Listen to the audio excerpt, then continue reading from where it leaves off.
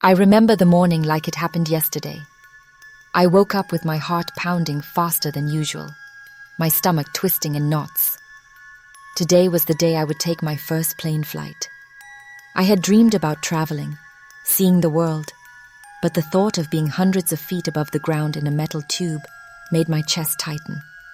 My hands shook as I brewed my coffee, and I couldn't stop thinking about every possible thing that could go wrong. The sunlight streamed through my window, but I barely noticed it. I felt trapped in a storm of my own nervous thoughts. As I got ready, I tried to focus on routines, brushing my teeth, choosing my clothes, packing my bag.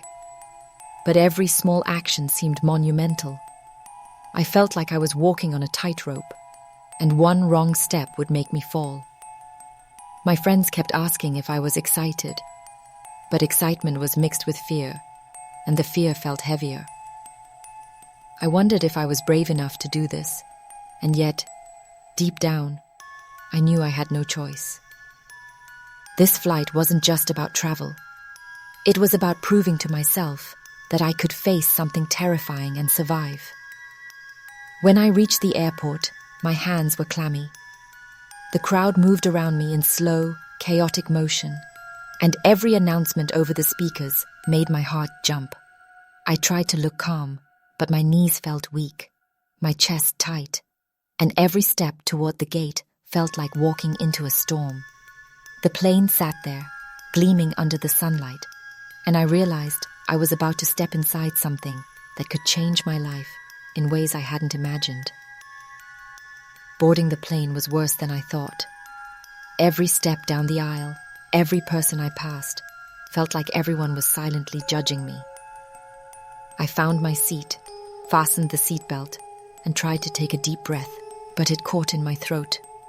The engines roared to life, and suddenly I felt the plane moving, lifting off the ground, and my panic turned it to a physical ache. I gripped the armrest, trying to steady myself, but my hands found something else. Something I wasn't supposed to touch. I froze. Whispers filled the cabin, eyes turned toward me, and heat flushed my face. I wanted to disappear. And then I saw him. Across the aisle, a man who looked completely unbothered by the chaos, yet his gaze seemed to pierce right through me. I knew of him from stories, from headlines. He was a millionaire CEO, someone untouchable in the world outside this plane. But in that moment, none of that mattered. The chaos between us made something stir, something fragile, yet undeniable. I could feel a strange tension building, one that neither of us understood, and my mind raced. How could a simple flight become this kind of storm? How could fear, embarrassment, and an unexpected connection collide all at once? Time slowed. Every movement in the cabin became amplified. The flight attendants moving down the aisle, the whispers of passengers, the click of seatbelts being adjusted. My stomach churned, my hands shook uncontrollably, and yet a part of me couldn't look away. There was something about his calm presence amid my panic that made me take a shaky breath. It was as if, for a brief moment, the world stopped judging me and I could just be. I tried to focus on breathing, on grounding myself, but the panic returned in waves, stronger each time. I felt trapped, exposed and judged, and yet there was a strange thread of hope, a tiny spark that whispered, maybe this chaos wasn't the end. Maybe it was the beginning of something I couldn't yet see. I didn't know then, but that single moment, the panic, the embarrassment, the accidental touch, and the gaze that followed, would change my life in ways I had never imagined. The turbulence didn't help. Every bump and sway of the plane made my chest tighten further, each moment stretching longer than the last. I could feel the weight of the eyes around me, and every whisper and glance seemed to press down like invisible chains. I wanted to sink into the seat, hide, erase myself from the world. But I couldn't. I was present, terrified, human, and entirely exposed. And then it happened. He leaned slightly closer, not in an invasive way, but with a curiosity that caught me off guard. I felt my pulse quicken, confusion mixing with fear and something else I couldn't name. It was subtle, almost imperceptible, but it was enough to shift the entire dynamic in that tiny, crowded cabin. I realized that this moment, this terrifying, mortifying, overwhelming moment, was becoming something extraordinary, something I never expected.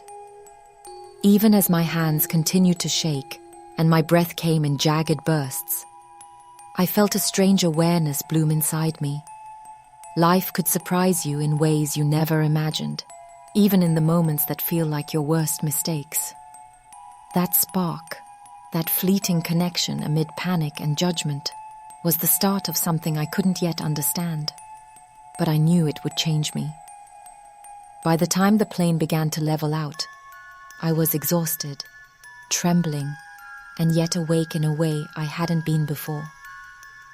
I realized that this flight, this single, terrifying, chaotic flight, was more than a journey from one city to another. It was a test of courage, a lesson in vulnerability, and the first step into a story I could never have predicted.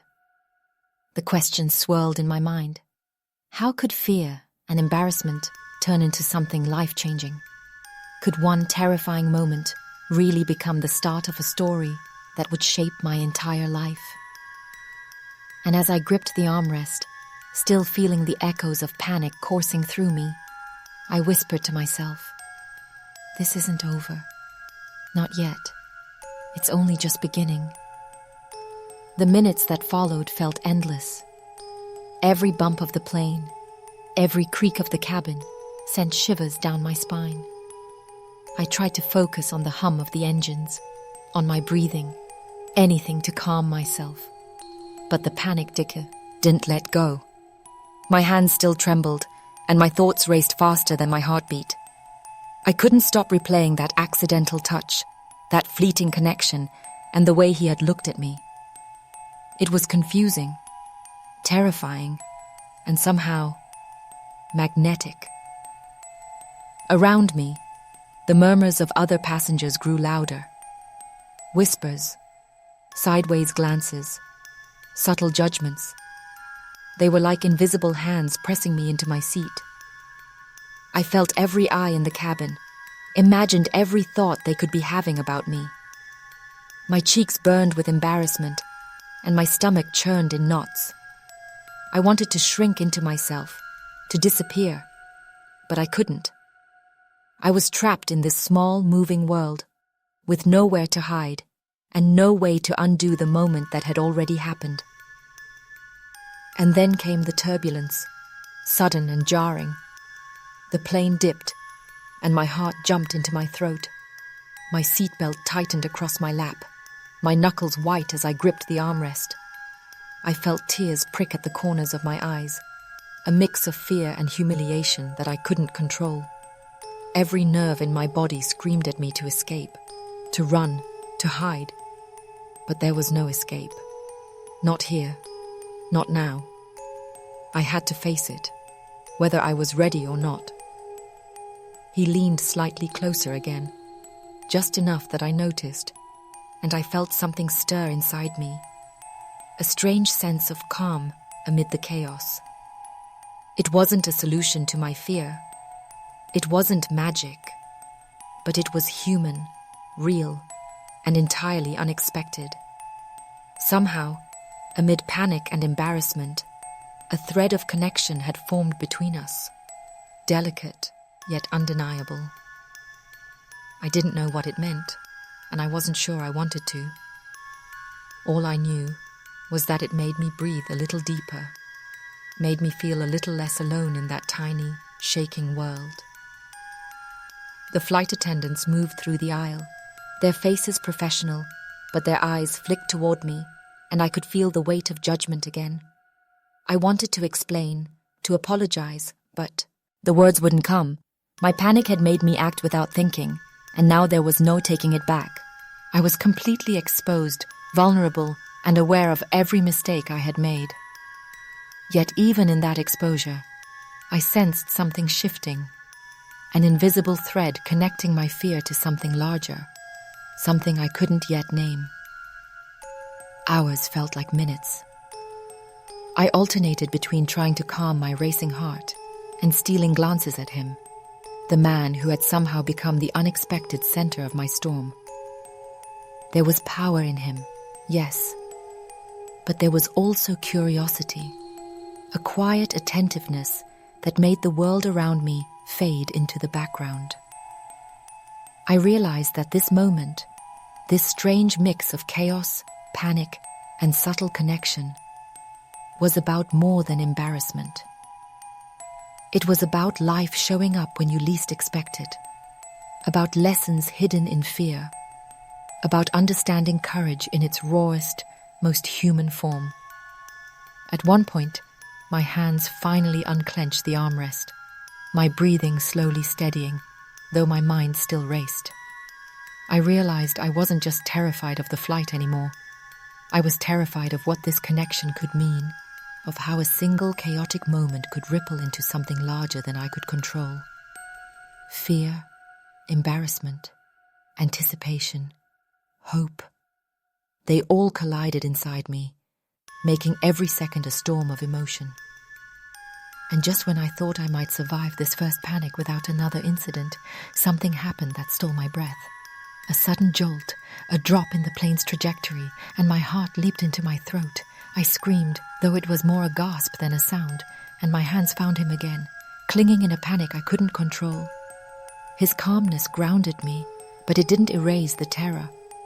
The cabin seemed to hold its breath with me, and for one long suspended second, everything hung in perfect, unbearable tension. Then he spoke, not loudly, not in a commanding tone, but quietly, almost imperceptibly, just enough for me to hear and feel steadied. That single act, his calmness eyed my chaos, shifted something inside me.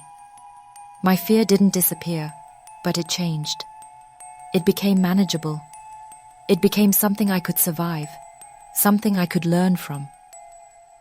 In that small, private exchange, amid hundreds of watching eyes, I realized the power of presence, of humanity, of someone seeing you at your most vulnerable and choosing not to judge, but to understand. The turbulence finally eased. The hum of the engines became steady again. My hands stopped shaking as violently. My breath returned to normal. I looked at him and, for the first time in what felt like hours, allowed myself a fragile smile. I didn't know what this meant for the rest of the flight, or for my life, or for him. I only knew that a single, terrifying, mortifying mistake had transformed into a moment I could not have anticipated, and that perhaps, just perhaps, fear could lead to something extraordinary.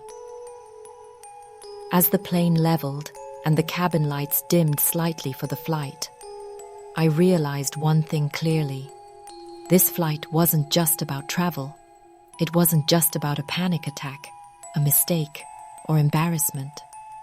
It was about life, about unexpected connections, about courage, about the invisible ways that fear and hope can collide to create something you never saw coming. And I knew, with an almost sinking certainty, that the story I had started living on this plane was only just beginning. The plane shook violently, more than anything I had imagined in my worst fears. My hands gripped the armrest until my knuckles were white, my stomach twisting as though I had been thrown into a stormy sea. Every instinct screamed at me to shrink into myself, to disappear, but I couldn't. I was stuck in this metal tube, high above the earth, with hundreds of eyes silently observing, waiting for me to falter again. My heart raced, my breath caught, and I realized that this was the moment I had been terrified of, the moment where fear could truly take over, or where I could somehow survive it. Then he reached across, not too much, not in a way that could make me panic more, But his presence was undeniable, calm, steady, unmoving, even as the turbulence rattled the plane and my entire body shook. I could feel his gaze, not judging, not scolding, not mocking, but watching. Watching me struggle, watching me panic, and somehow, through it all, offering a tether, a lifeline I hadn't known I needed. My chest tightened again, but this time, it wasn't just fear. It was something more, a confusing mix of dread and relief. The passengers around us were a blur. Whispers, sideways glances, occasional chuckles. They were all focused on me. And yet, for the first time, I felt like I could exist beyond their judgments. I could breathe, just a little. And then it happened, the most intense wave of turbulence yet. The plane dropped suddenly, my stomach leaping into my throat, my scream trapped in my chest as I clutched him, gripping the sleeve of his coat without thinking. My mind froze, caught between terror and disbelief. How could a flight be this terrifying? How could fear feel so sharp, so real, so uncontrollable? I felt tears sting my eyes, humiliation burning hotter than the fear itself. I had never felt so exposed, so helpless, and yet, in that exact moment, he did something I didn't expect. His hand brushed lightly over mine, not in an intrusive way, but in a gesture that whispered reassurance. A lifeline, a silent, grounding presence in the chaos that threatened to swallow me whole. It was subtle, almost imperceptible, but it pierced through my panic like sunlight breaking through storm clouds. My mind raced. This was insane. How could a total stranger, someone so powerful, so untouchable in the world outside this cabin, be the calm in the middle of my storm? My panic didn't vanish, but it changed. It shifted into something I could manage, something I could survive, something I could breathe through. And as I looked up at him, meeting his eyes across the small gap between our seats, I saw something that made my chest tighten in a completely new way. Curiosity, understanding, an acknowledgement of everything I felt, and yet a refusal to let it define me. The plane jolted again. I gasped, gripping him tighter instinctively, my knuckles digging into his sleeve. Fear and embarrassment collided, but something inside me began to change. I realized, in that suspended second of terror, that life often surprises you in ways you could never prepare for. One terrifying mistake, one horrifying moment, can become the turning point of your entire existence. I didn't know why or how, but a thread had been woven between us in that small, chaotic cabin. It was delicate, fragile, yet undeniable. The turbulence passed slowly, and a strange quiet settled over the cabin. My heart still raced, but the sharp edge of panic had dulled. I exhaled shakily, feeling the strange, grounding presence of someone who had seen me at my absolute worst and not turned away. For the first time, I understood the power of human connection, the way it can anchor you, even amid chaos, even when the world seems to be watching and judging every move you make. And yet, the fear was not gone. My hands still trembled slightly, my chest still ached, and my mind couldn't stop replaying every judgmental glance, every whisper, every thoughtless stare. But now there was hope mixed with it, a spark of something that felt like possibility, like change, like life itself finding a way to push through the fear. I didn't fully understand what this meant yet. I only knew that my first plane flight, my terrifying, mortifying, heart-stopping flight, was no longer just a test of courage. It was becoming something far larger, something I could never have anticipated. He said nothing, not a word, not even a sound, and yet his presence communicated everything. calm, patience, acceptance, an unspoken message that it was okay to be afraid, that it was okay to be human, that even in moments of extreme vulnerability, life could hand you something extraordinary if you survive the fear. My chest tightened again, not with panic, but with the weight of realization. This was not just a flight, not just a panic attack, not just a mistake. It was a story in motion, unfolding before my very eyes, and it was mine. By the time the plane began to stabilize, I felt the transformation taking hold. My fear, my humiliation, my vulnerability, they hadn't disappeared, but they had changed. They had become a part of me, a lesson etched into my very bones. I had survived the worst of my panic, endured the most exposing moments of judgment, and discovered something I had never expected: that life could surprise you, even in moments of chaos, even in moments you feel utterly powerless. And as I looked across the aisle one last time, at the man who had somehow been the calm through my storm, I realized the terrifying truth. One single panicked mistake had the power to transform an ordinary flight into a story I would never forget, a story that could change the course of my life forever. And I couldn't help but wonder, in the deepest, quietest corner of my mind, if the world outside the plane was ready for what was about to unfold. The plane finally leveled out, the turbulence fading into a steady hum that I could almost believe was calm. My hands were still trembling, and my chest ached, but I felt lighter than I had in hours. Somehow, surviving the chaos of my first flight had shifted something inside me. Fear no longer had the same hold. Embarrassment still lingered, a faint burn in my cheeks, but it no longer consumed me. I looked around at the cabin.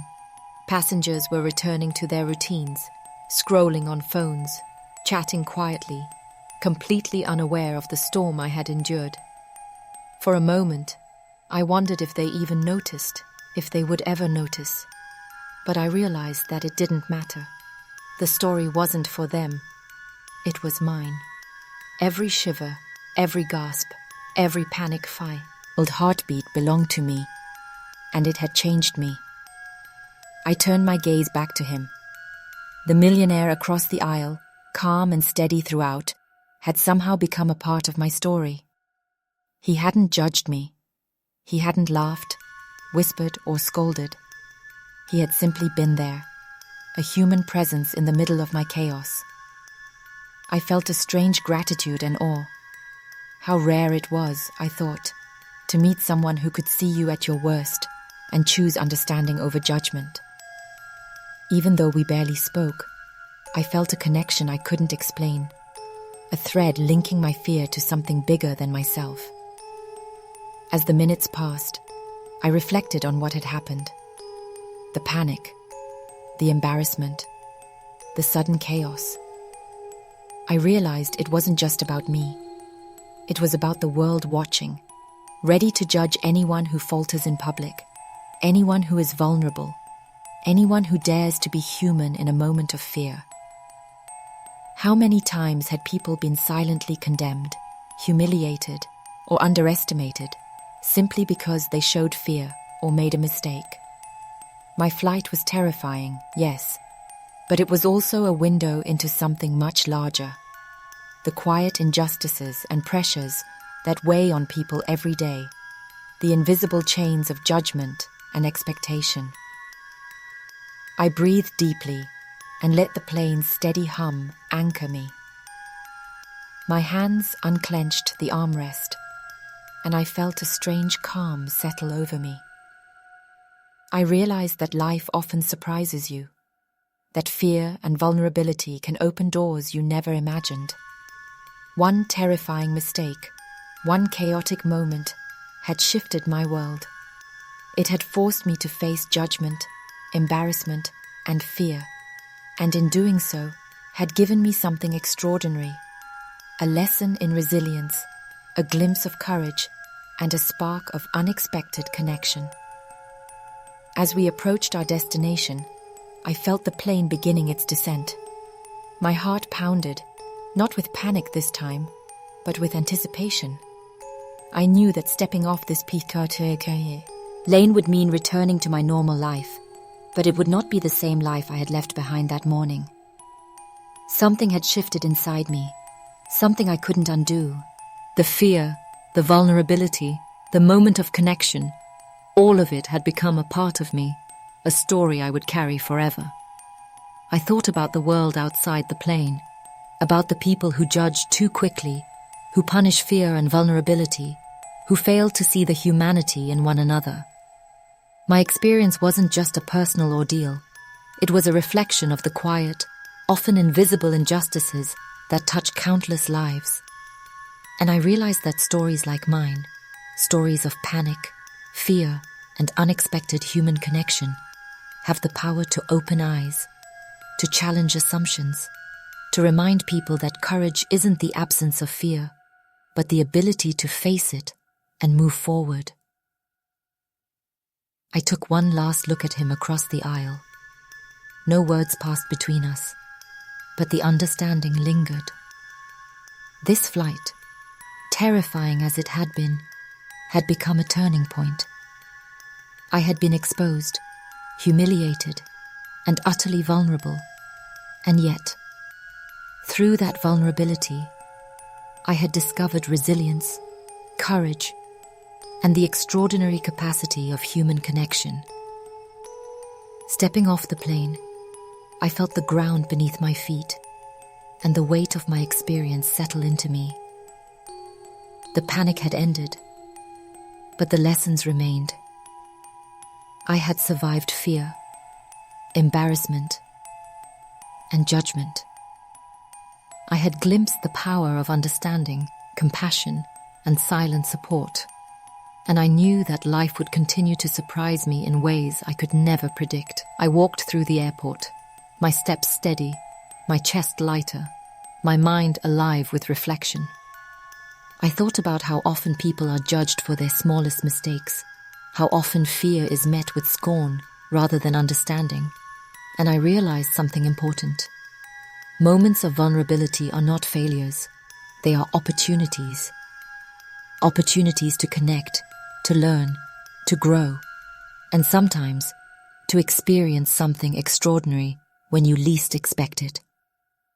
And as I left the plane behind, I whispered to myself, Almaty, sit as a promise, almost as a question to the world.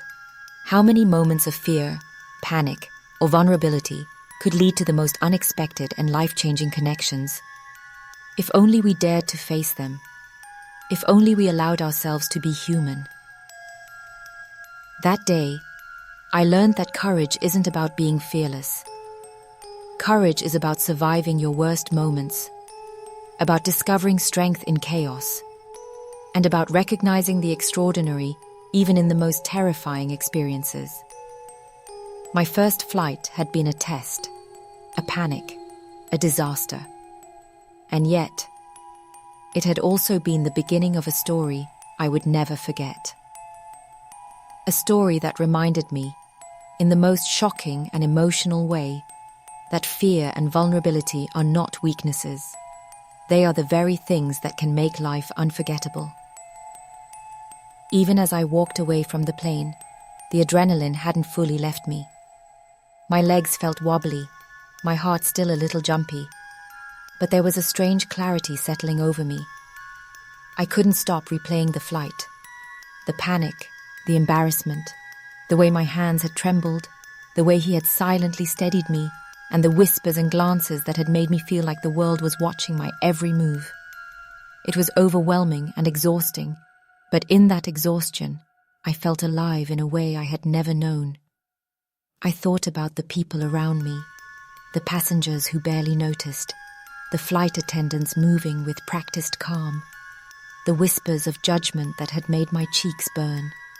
And I realized that the world is full of moments like that, moments where someone's fear or vulnerability is visible, and yet no one steps in to offer understanding. How often do we dismiss others for being human? How often do we fail to see courage in the moments it is hardest to find? That flight had shown me a glimpse of both the harshness and the possibility of the world. And then there was him. I kept thinking about him. The calm presence, the cue, with understanding, the way he had seen me in my absolute worst and chosen not to judge. It had been more than a gesture. It had been a lifeline. And though we didn't speak, though nothing had been said, it left a mark on me. It reminded me that even in our darkest, most vulnerable moments, connection can exist. Even in embarrassment and fear, we can encounter kindness, understanding, and even unexpected opportunity. I carried that thought with me through the airport, feeling every step of it. I realized that the flight had been more than a test of courage. It had been a revelation. I had been terrified, humiliated, and overwhelmed, yet I had survived. I had discovered something fundamental about myself. That vulnerability is not weakness, that fear is not failure, and that moments of chaos can lead to transformation if we face them.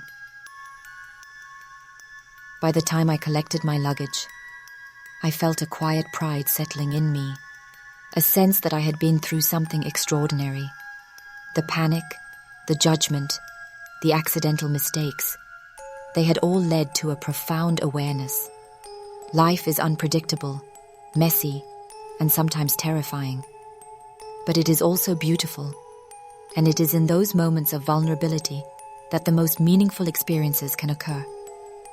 I couldn't stop thinking about how one single flight, one terrifying, embarrassing experience could change everything. Not just my perception of myself, but my view of the world. I remembered the questions that had raced through my mind during the flight. Could fear really turn into opportunity? Could a moment of chaos become the start of something life-changing? And the answer, I realize now, was yes. In that cramped, shaking cabin, I had discovered something I never expected. Resilience, courage, and the extraordinary potential of human connection. That single, terrifying experience had shown me that the world is capable of more than judgment. It is capable of understanding, compassion, and unexpected grace. As I walked toward the airport exit, I glanced back at the plane one last time. It had been a vessel of fear, embarrassment, and chaos. It had been a test, a challenge, and a mirror to my own insecurities. But it had also been a doorway to insight, growth, and perspective. I realized that life's most powerful lessons often come wrapped in fear, vulnerability, and the moments we least expect. I thought about the world outside the airport walls, about the countless people who face judgment and misunderstanding every day, about the ones who are silent, vulnerable, or afraid. My flight was a story, yes, but it was also a reflection of a much larger truth. The world often watches while people stumble, fail, or falter. And yet, if we are brave enough, even in the midst of fear, we can find connection, understanding, and change. And as I stepped out into the sunlight, I asked myself quietly, almost a whisper, almost a challenge, how many moments of fear, of vulnerability, of panic could become the turning points in someone's life if we chose understanding instead of judgment? If we dared to be human, even in our most exposed and terrifying moments? That was the question I carried with me. A question that wouldn't leave me. A question that I hope might stay with anyone who hears this story.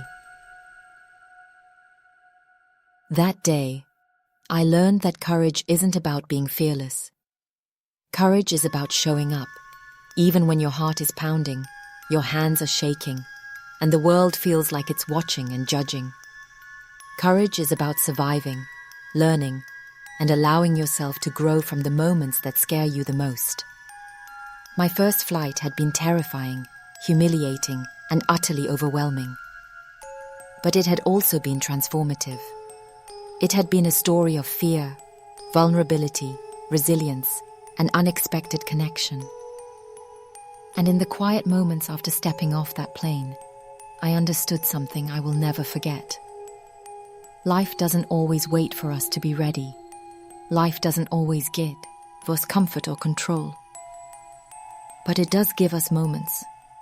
Moments of panic, embarrassment, and vulnerability that can change everything. That single flight, that single terrifying experience had changed me forever. And I knew without a doubt that the lessons I had learned, the courage I had discovered, and the connection I had experienced would guide me for the rest of my life. So I carry this story with me, a story of fear turned into insight, panic turned into resilience, embarrassment turned into growth. And I leave this question for anyone who listens, anyone who has ever been terrified, exposed, or vulnerable. What could happen in your life if you faced your fear, allowed yourself to be human, and opened yourself to the unexpected?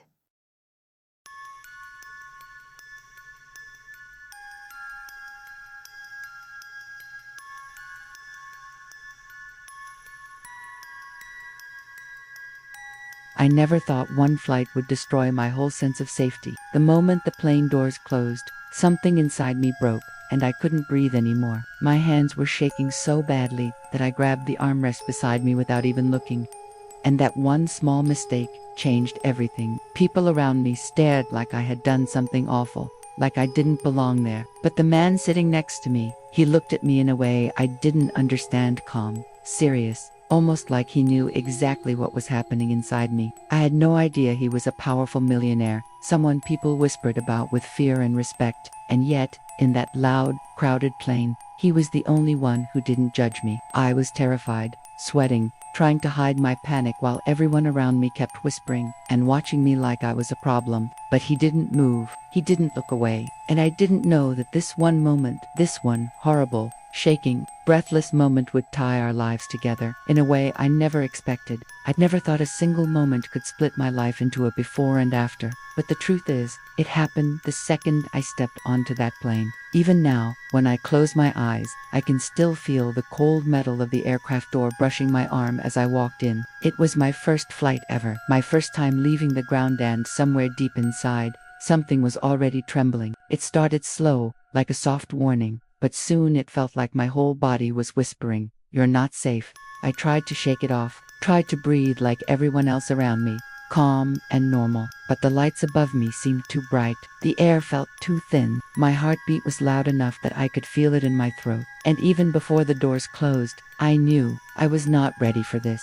But I kept walking down the aisle because I didn't want anyone to see how scared I was. I didn't want to look weak or childish. I kept telling myself, just sit down, just breathe, just get through it. But when I reached my seat, everything inside me twisted even tighter. People were rushing, stuffing bags, talking loudly, bumping into each other. It all felt too fast, too close, too loud. And then, the worst part happened. The doors closed. The sound was so final, like the world locking behind me. And right in that moment, I felt something inside me snap like a thin wire pulled too tight.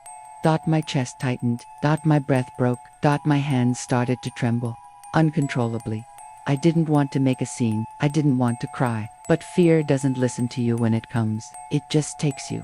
I grabbed the armrest, but not mine. I didn't even look. My hand just flew there, in pure panic. It landed on something warm, solid, something that wasn't supposed to be touched. A man's hand. And the second I touched it, everything around me froze.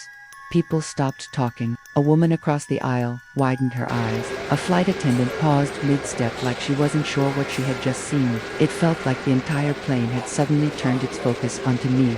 This one, shaking, terrified girl who didn't belong there. I quickly pulled my hand back, but the damage was already done. My face was burning with embarrassment. My breath was still sharp and broken. My whole body was still trembling. And then I heard him shift beside me. The man whose hand I grabbed slowly. I turned my head, terrified of what kind of expression I would find: annoyance, disgust, something worse. But when my eyes met his, I froze for a very different reason. He didn't look angry. He didn't look annoyed. He looked concerned, like he could see every bit of fear I was trying so hard to hide.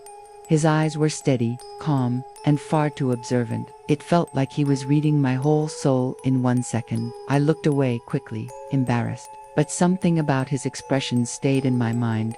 I didn't know who he was. I had no idea the man sitting beside me was a millionaire. CEO, the kind of man who didn't just walk into a room, but changed the air inside it. The kind of man people whispered about, respected, envied, feared. I didn't know that people wrote articles about his decisions, or that his face appeared on magazine covers. To me, in that moment, he was just a stranger, sitting too close while I was falling apart. But even though he didn't say a word, I could feel him watching me, not in a bad way, not judging me like the others, just watching, understanding, like he recognized something in my fear that others didn't. I tried to look normal, to breathe evenly, to hide how badly my heart was pounding, but panic doesn't care about pretending. It kept building, rising inside me like a wave. I couldn't stop. My vision blurred for a second. My fingers dug into the armrest, this time the right one. My throat felt too dry to swallow. A flight attendant walked by, glanced at me, then at him. Her eyes widened like she recognized him instantly. She straightened up, smiled politely, and whispered something to him, but I couldn't hear it over the sound of my heartbeat. He nodded, barely reacting, but I noticed again the way his eyes kept coming back to me. Why? I didn't know. Why would someone like him even notice someone like me? Why would he keep watching me like he understood something no one else did? The plane started to move, rolling slowly toward the runway, and my fear spiked again. I pressed my feet hard into the floor, as if that would keep the plane grounded. My palms were sweating, my hands were cold, my breath felt trapped in a space too small. And again, my hand moved on its own, not grabbing him this time, but trembling so visibly that even I couldn't pretend anymore. I felt his sleeve shift slightly, like he wanted to move, like he was thinking about doing something, but he stopped. Maybe he didn't want to scare me more. Maybe he was just trying to understand me. Or maybe he felt something too. I don't know. But the moment the plane tilted upward for takeoff, something happened inside me that I can't fully explain. A feeling, a twist, a pull, something strange and strong that hit me out of nowhere. And I think he felt it too. Because when I finally looked at him again, his eyes didn't look curious anymore. They looked shaken, like my panic had somehow reached him, like he wasn't just seeing me. He was feeling something he didn't expect at all. I didn't know it then, but that one terrified touch, that one moment of panic, was where everything began.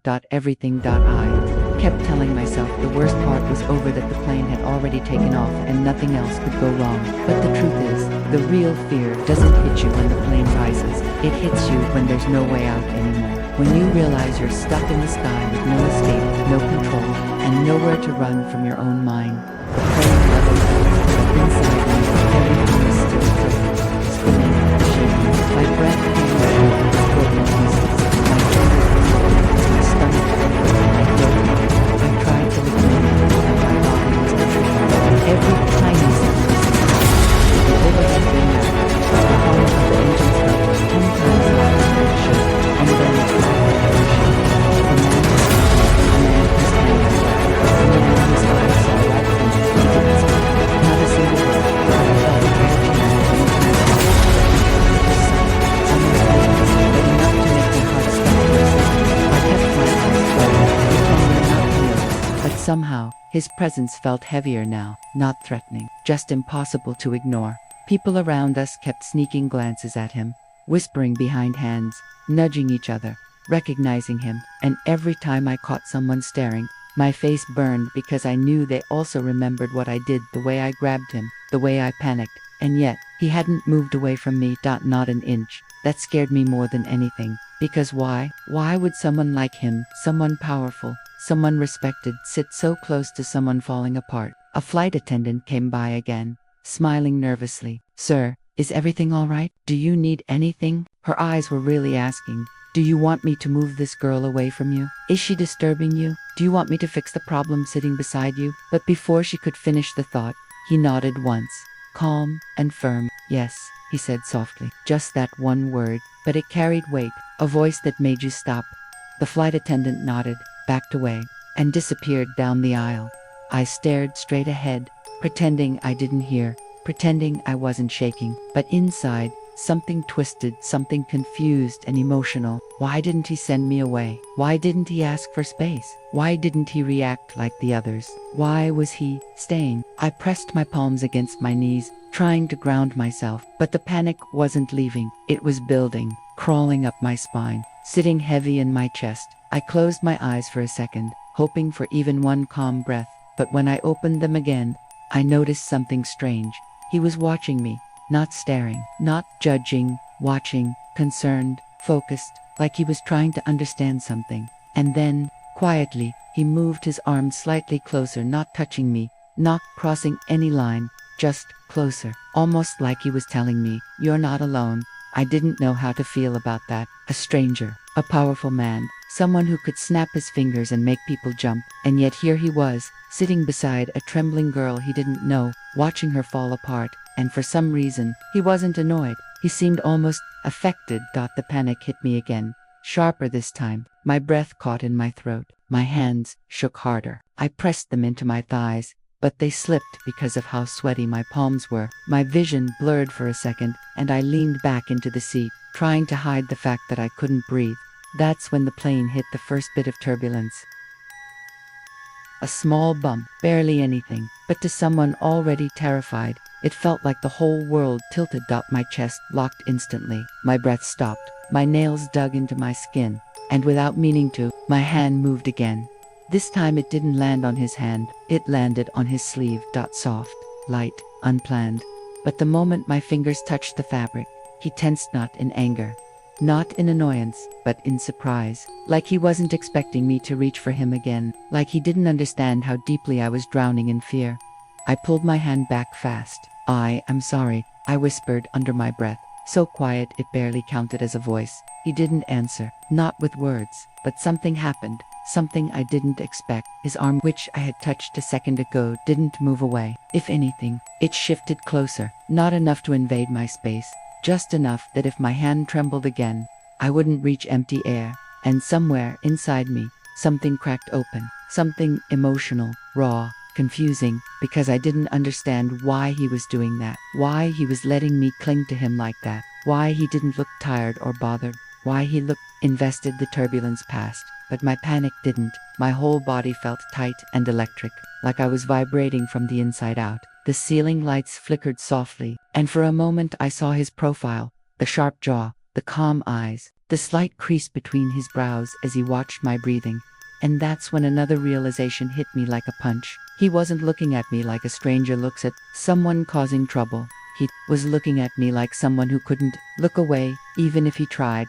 Like something about my fear was pulling him in. I swallowed hard, my throat dry. I didn't know if it was the panic or something else, something even scarier. But my heart wasn't just beating fast because of fear anymore. Something about this moment, this strange, quiet connection between panic and comfort felt dangerously intense. The plane jolted once again, small, but enough. My breath broke again, and this time, before I could reach for him, before I could lose control again, he moved first. Slow, careful, barely noticeable to anyone else, but to me, it felt like a lifeline. His hand shifted closer to mine, resting near the middle of the shared armrest, not touching, not crossing any line, just close enough that if I needed him again, he would be there. And that one silent gesture changed something inside me, inside him, inside the entire direction of my life. Because for the first time on that terrifying flight, I didn't feel completely alone, and I think he didn't either. I didn't know what that small gesture meant. His hand resting close to mine on the armrest, but it felt like someone had opened a tiny window inside a dark room where I had been trapped for years. I could finally breathe, even if it was only a little. Yet, the air around us had changed. It carried something tense, something warm, something unspoken that neither of us seemed ready to accept. The plane was quiet now, but my heartbeat wasn't. It was still running, wild and confused, like it didn't know whether to calm down or panic more. And then, without warning, I felt his eyes on me again, not sharp, not judging, more like he was studying something he didn't understand but wanted to. I kept my gaze forward, pretending I didn't feel him watching, but pretending was useless. My skin was too aware, my breath too shaky, my whole body felt like it was waiting for something to happen. And then, he did something I never expected. He leaned slightly toward me, not enough for anyone to notice, not enough to be strange, but enough that I felt his presence in a deeper way. Enough that I felt his quiet control settle over the space around us. His voice was low when he finally spoke. "Are you breathing better now?" Just 7 words, but they hit me harder than the turbulence. I nodded, even though my voice didn't come out. My throat was too tight, my chest too heavy. He didn't move away. He didn't lean back. He stayed right there beside me, calm, steady, like he was waiting for me to take the air. I couldn't find myself. A flight attendant passed by again, but this time she didn't stop. She slowed, looked at us, and then walked away with a strange expression, like she knew something was unfolding between two people who shouldn't have even known each other. And maybe she was right, because the more I tried to calm down, the more my mind kept returning to one question. Why was he doing this? He didn't know me. He had no reason to care. People like him didn't help girls like me. And yet, he was. The silence between us stretched, but it wasn't empty. It was full of tension, full of questions, full of something emotional that neither of us was trying to name. Then, just when I thought he would go back to ignoring me, like everyone else on the plane, he spoke again. "You grabbed my hand," he said quietly, not accusing, not amused, just stating it like a fact he couldn't forget. "Most people don't touch me. They're too afraid to." My breath caught, afraid to touch him. Why? I swallowed hard. I didn't mean to. I couldn't breathe. "I know," he said softly. Those 2 words held something heavy, something real, something almost personal. I didn't understand it, but the way he said it made me feel like he wasn't just talking about the panic attack, like he understood something deeper, like he recognized a kind of fear he had felt too. The plane hummed quietly, and for a moment we both sat there, neither of us talking, neither of us looking away. Then, very slowly, almost hesitantly, he shifted again. This time, his hand moved even closer. Still not touching me, still not crossing the line, but close enough that if I moved even an inch, our skin would meet. My heart flipped so hard I thought it might stop. My throat tightened again, not in panic this time, but in something I didn't know how to name. I took a shaky breath, finally speaking. Do you want me to move? I don't want to bother you." His eyes narrowed slightly, like he couldn't believe I would even ask that. "You're not bothering me," he said, his voice low, controlled, but a little rough too. "If you were, I would have moved already." That line, it felt like a shock, not because of the words, but because of the way he said them. Like moving away from me wasn't even a thought that crossed his mind. Like somehow, he wanted to stay close. The lights above us dimmed slightly as the cabin crew prepared for the in-flight service. The soft glow made the moment feel even more intimate, even more unreal. People around us were watching movies, eating snacks, falling asleep. The world felt normal everywhere else, except right here. Between us. Then something unexpected happened. The plane hit another bump, stronger this time. My whole body reacted instantly. My breath locked, my shoulders jumped, my hand moved. Then, this time, he caught it, his fingers wrapped around mine. Steady, warm, firm, not accidental, not hesitant, a deliberate choice. My heart stopped, completely. He held it just long enough for my breathing to slow, just long enough for my panic to shift into a different kind of trembling. When he finally let go, he didn't pull away. His hand rested beside mine, open, waiting, like he was silently giving me permission, like he was saying, "If you need me again, I'm here." His voice dropped to a whisper. "You're safe. Nothing's going to happen to you on this plane. Not while you're sitting beside me." That line should not have meant as much as it did, but it did. It meant everything. Because nobody had ever said that to me before. Not in that way. Not with that kind of certainty. Not with that kind of intensity. He turned his face toward the window afterward, like he needed a moment to collect himself. Like touching me did something to him too, and that realization sent a different kind of shiver through me. He wasn't unaffected. He wasn't cold. He wasn't distant. He was holding something back. Something big. Something emotional. Something he didn't want me to see yet. But the truth slips through cracks, even when you try to hide it. And in the way his jaw tightened, in the way his hand lingered near mine, in the way he kept taking slow breaths like he was controlling something inside, I saw it. The connection wasn't one-sided. The pull wasn't just mine. Something in him was reaching for something in me. and neither of us knew what to do with it. I don't know how long the silence lasted after that, but it felt different, now thicker, heavier, charged with something I didn't understand. The kind of silence where two people pretend they're calm, while both of them are trying to process what just happened. His hand had held mine, and he didn't regret it, not even for a second. He sat there, still, steady, looking out the window like he was trying to anchor himself. His jaw tightened every few seconds, like he was fighting a thought he didn't want to have. It almost looked like touching me had awakened something he'd been trying to keep buried. I studied him quietly, carefully, not staring, just watching the details. The controlled breathing, the tension in his shoulders, the slight tapping of his thumb on the armrest, and the way he wasn't leaning away. Most men would have created distance after something like that, but he didn't. He sat close, close enough to feel his warmth, close enough to hear his breath. And then, for the first time, I wanted to know his name, but I didn't ask. Not yet. Not when the moment felt this fragile, this complicated. Instead, I whispered, "Thank you for helping me." He didn't respond immediately. His eyes stayed fixed on the dark clouds outside, as if he was searching for something in them. When he finally spoke, his voice was low, almost reluctant. "You didn't need help," he said. "You just needed someone to stay." Those words hit me harder than any turbulence, because he was right. People rush to help, but almost never stay, even when you need them to. "Still," I said softly, "you stayed." His jaw clenched again, like he didn't want credit for it, or like staying for someone was something dangerous for him. The plane lights dimmed again as drinks were served. Soft orange glows filled the cabin, painting shadows on his face, shadows that made him look both softer and more dangerous at the same time. He turned slightly toward me. "Are you feeling better now?" he asked. "Yes, because of you." He didn't flinch, but something in his eyes changed. Something warm flickered, then vanished just as quickly. He looked away again, clearing his throat. "You should rest," he said quietly. "It's a long flight. Rest." As if I could rest with the way my heart was beating. Still, I nodded, but the moment I tried to close my eyes, another wave of turbulence hit. Not huge, not violent, but enough to make my stomach drop. But my eyes flew open, my breath caught, and without even thinking, without any hesitation at all, I reached for him again. He didn't look surprised, not even a little.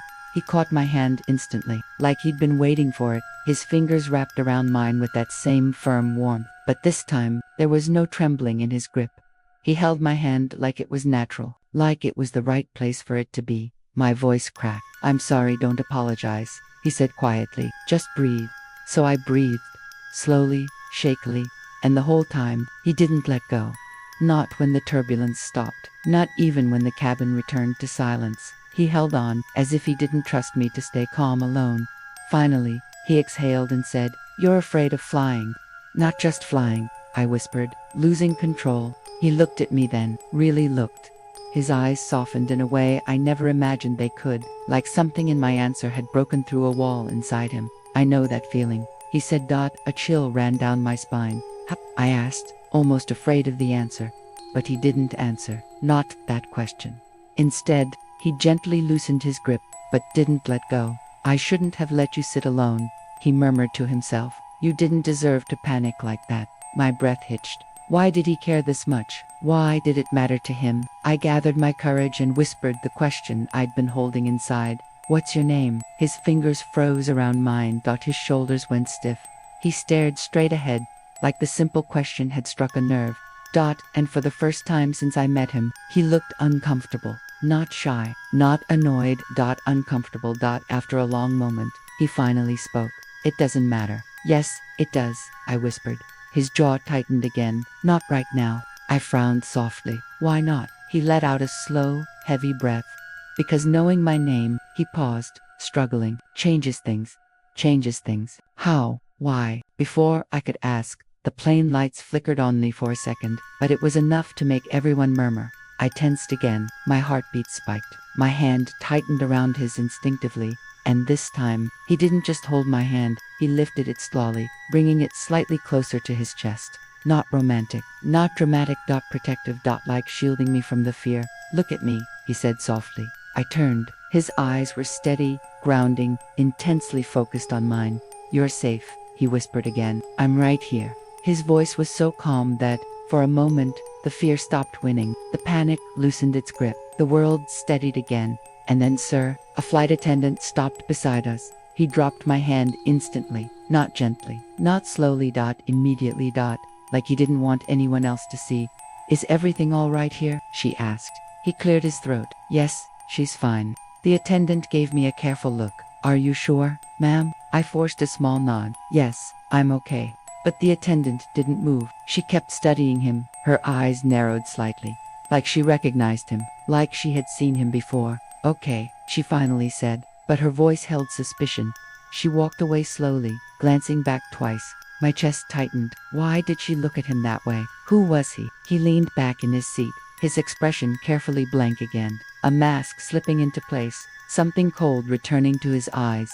I whispered, why did she look at you like that? He didn't answer. He didn't even blink. Did she recognize you? Still nothing. And for the first time, I felt something warm inside my chest twist into fear. Who are you? I whispered. His voice dropped, quiet and rough. You're safer not knowing. That line hit harder than any turbulence, because it didn't feel like a warning. It felt like a truth he wished wasn't real. A truth that carried danger, a truth that carried history, a truth that carried pain. And suddenly, I realized something terrifying. This stranger wasn't just mysterious. He wasn't just intense. He wasn't just someone who happened to help me. He was hiding something. Something big, something dangerous, something that could ruin everything. And the worst part, I wasn't sure if I should pull away, or if it was already too late. I didn't speak for a full minute after he said those words. You're safer not knowing. They kept echoing in my head, circling slowly like a warning written in smoke. And yet, somehow, I couldn't look away from him. His eyes stayed locked forward, fixed on nothing, like he was mentally somewhere far away. The muscles in his jaw twitched, the way they did whenever he was fighting something inside himself. I could feel the shift between us before.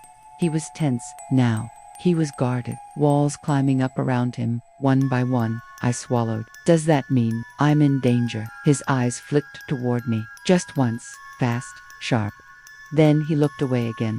No, he said quietly, not from me. Those last 3 words, not from me. They sounded like a promise, but they also sounded like a confession.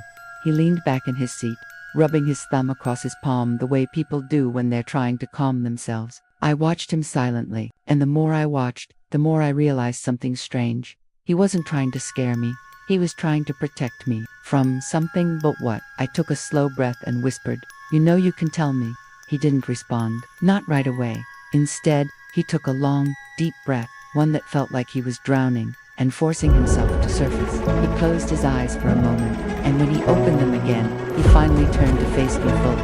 Alec, he said softly, you're scared of flying, right? I nodded slowly. Then, imagine this, he continued. You're on a plane, and someone next to you isn't who he was pretending to be. My heart beat slightly. He kept talking, his voice low, steady, controlled. Imagine his actions. Something that wasn't everywhere. Something that could enter anyone. I swallowed. Are you saying someone is chasing you? Then he shook his head. No, he whispered. Not exactly. Not exactly. Those 2 words terrified me more than a yes would have. He turned to the window again, the faint reflection of the cabin lights catching the troubled shadows on his face. He opened his mouth like he wanted to say something more, then stopped himself. I could see the internal battle. I could see the fear he didn't want to show me. And then, without thinking, I touched his arm. He flinched, just slightly, not because he didn't want me to, but because he wasn't used to anyone reaching out to him. You can talk to me, I whispered. He stared at my hand on his sleeve for a second, like he was considering whether to pull away or let it stay. Let it stay. And that told me more than anything he said. His voice was barely audible when he finally spoke. Wasn't supposed to be on this flight. A cold shiver ran through me. What do you mean? He inhaled sharply. I switched at the last minute. No one knows I'm here. Why? Why switch flights at all? He hesitated, and then, for the first time, he lied. Just a change of plans. But it wasn't the lie that bothered me. It was the way he said it. Too quick, too smooth, too practiced. Like someone who had lied many times before and mastered it. My chest tightened. So you're running from something. He held my gaze for a long, tense moment. Then he said, I'm not running. I'm avoiding. Avoiding what? He opened his mouth, then snapped it shut again. As two people walked down the aisle, his whole posture changed instantly. He straightened, his shoulders tensed, his eyes followed them. They weren't looking for him, they weren't even noticing him, just passengers heading to the restroom. But the way he watched them, the way his hand slowly curled into a fist, it told me everything I needed to know. He was expecting someone, or afraid of someone. The minute they passed, he let out a slow exhale, his fists unclenched, his shoulders lowered. "Alec," he said quietly, "some truths make everything worse." I whispered back, "And some lies make everything dangerous." He closed his eyes. I could tell he wasn't used to people challenging him. He wasn't used to someone seeing through him. He definitely wasn't used to caring what someone thought. When he opened his eyes again, the turbulence returned, softer this time, like a warning.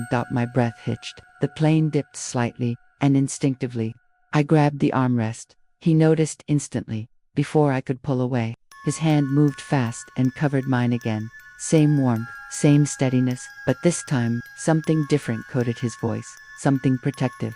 "Focus on my voice," he murmured, "not the plane." My breathing was shaky. "I'm trying good. Look at me." I turned toward him, and when our eyes met, something shifted between us again. But this time, it wasn't fear. It wasn't confusion. It was trust. Raw, unfiltered, even dangerous, because trusting a stranger like him felt like stepping into the dark on purpose. The turbulence smoothed out again, and his hand loosened, just slightly, but didn't leave mine. Then he whispered something that made my stomach drop. "Alec, if I tell you who I really am, you won't feel safe sitting next to me anymore." My heart thudded painfully. "Why?" I breathed. His voice dropped even lower. "Because the last person who trusted me," he paused, his jaw clenching hard, "paid for it." I felt the blood drain from my face. He didn't look at me when he said it. He looked down, ashamed, haunted. I whispered, "What happened to them?" He swallowed hard. "They didn't deserve what happened." I froze. Past tense. Didn't. He wasn't talking about someone who left him, or betrayed him, or walked away. He was talking about someone who wasn't here anymore.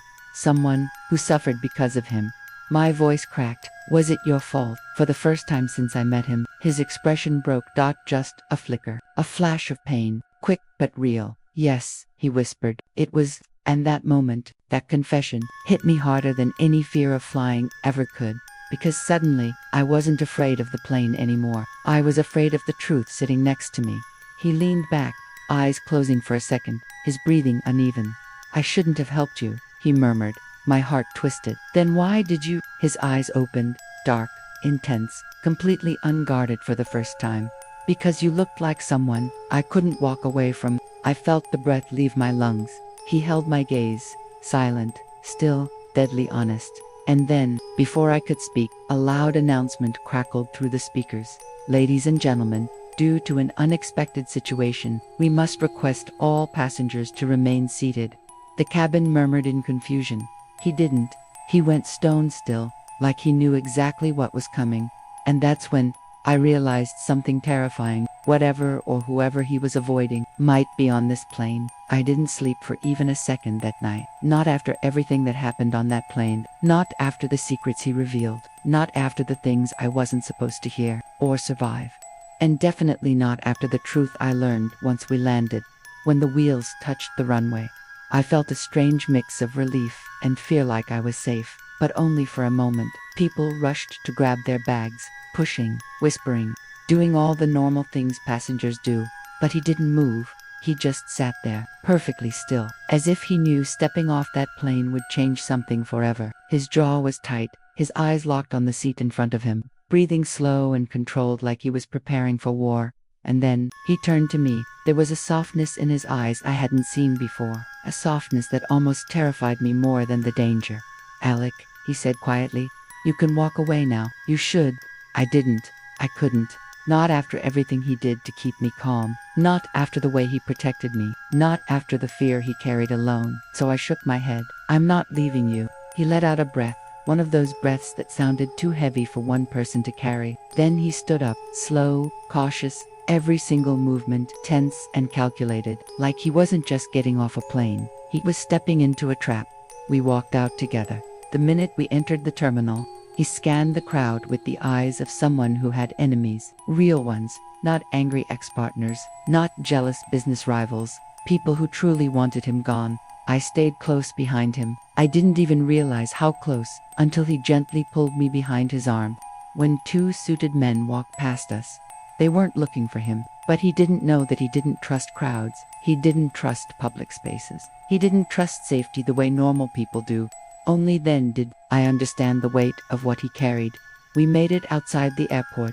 Cold air hit my face, fresh, sharp, almost like waking from a nightmare. He stopped near the curb and finally turned to face me. "Alec, this is where we say goodbye." The words hit me harder than the turbulence. My chest tightened instantly. "Why?" I whispered. He looked down, then away, like he couldn't bear to see the hurt on my face. His voice was quiet, painfully honest. "Because people close to me get hurt, and you've already had more than enough fear for one lifetime." I stepped closer without even thinking. "You didn't hurt me." He shook his head. "No, but the world I come from will, and I won't let that touch you." I felt my eyes burning. He wasn't trying to push me away because he didn't care. He was pushing me away because he cared too much. I whispered, "You saved me in that plane." He looked at me with a sadness I can't forget. "You saved me too, Alec." His voice broke just a little. "You looked at me like I was human. I haven't felt that in years." A long silence filled the distance between Usavi, emotional, fragile. Then, a black car rolled up to the curb, completely silent, tinted windows, not like a normal ride, more like something arranged for protection or escape. A man stepped out, nodded at him, then opened the door. He placed his hand on the car but didn't get in, not yet. Instead, he turned back to me. "If we ever meet again," he said quietly, "it won't be by accident." My heart dropped. This felt like goodbye forever. He reached into his coat and gently placed something into my hand. His fingers brushed mine for a second. Warm, steady, the same warmth that calmed me on the plane. When I looked down, my breath froze. It wasn't a note, or a phone number, or something romantic. It was a small metal tag with a single engraved word, "Breathe." A reminder of how he pulled me out of my panic. A reminder of the moment everything changed. A reminder of him. I looked up, my lips trembling. "What does this mean?" His voice was soft. "It means you survived something most people never face, inside a plane or out of it. And I want you to remember that every time life gets heavy." I held the tag tightly, feeling its weight, feeling his weight behind it. He started to step inside the car, then stopped halfway, looked at me one last time, and said the last words I ever expected to hear. "You were the first peace I've felt in a long time."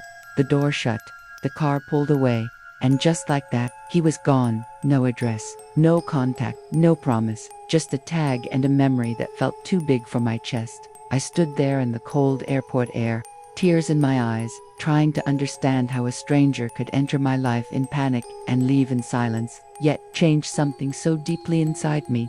People say moments can change everything, but they never tell you it can happen in a single seat on a plane with someone you never expected, someone who carried danger like a shadow and softness like a secret. I walked away slowly, holding the metal tag tight in my fist, and as I stepped into the crowd, I whispered the one question that still haunts me. Why do the people we meet by accident leave the deepest marks? And maybe, just maybe, one day our paths will cross again. But for now, this is where our story ends.